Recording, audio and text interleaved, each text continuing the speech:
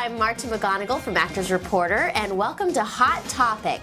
Today's Hot Topic, we're talking about AFTRA, the American Federation of Radio and Television Artists, and SAG, the Screen Actors Guild. And today we have expert entertainment attorney Jonathan Handel and expert digital media attorney. Yes? Well, Marta, absolutely. Hello. Well, thank you for having me. This is a pleasure. Oh, the pleasure's all mine. I'm very excited to learn everything that's in that brain of yours. I know you have a lot.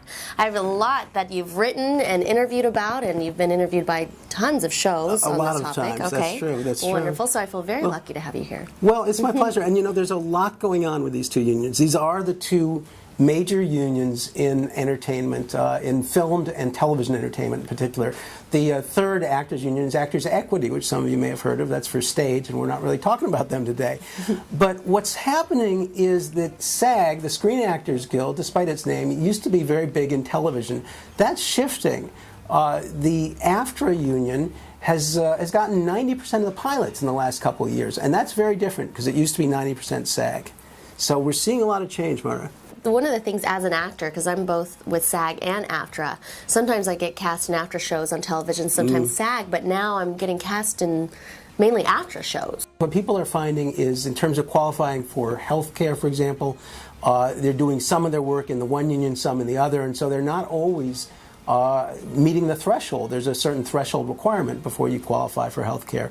So it is a little difficult for actors. But what I'm finding is that people are having to join AFTRA because increasingly the shows that they're working on are in television are AFTRA.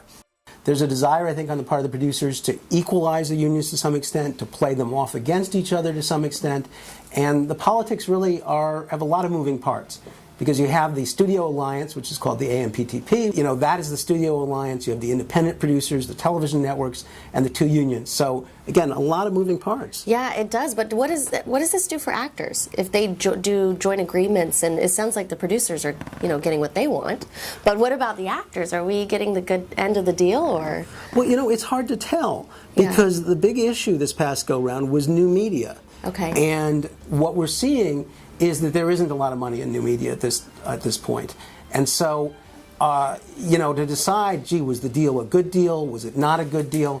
It's very hard to draw that conclusion as yet. I think we're very early on in the process. Well, I think that's really helpful. I mean, for me as an actor, being a part of both unions and learning a little bit more about what's going on today, thank you so much for coming because this is so helpful. And I'd love to have you again, hopefully in the future. I'd be pleased to. This is my pleasure. Oh, wonderful. If you want to learn more about Jonathan Handel and what he's talking about in digital media, please check out his blog, digitalmedialaw.blogspot.com. But for now, this is it for Hot Topic, and I'm Marta McGonigal. See you later. Bye. Thank you. Thank you.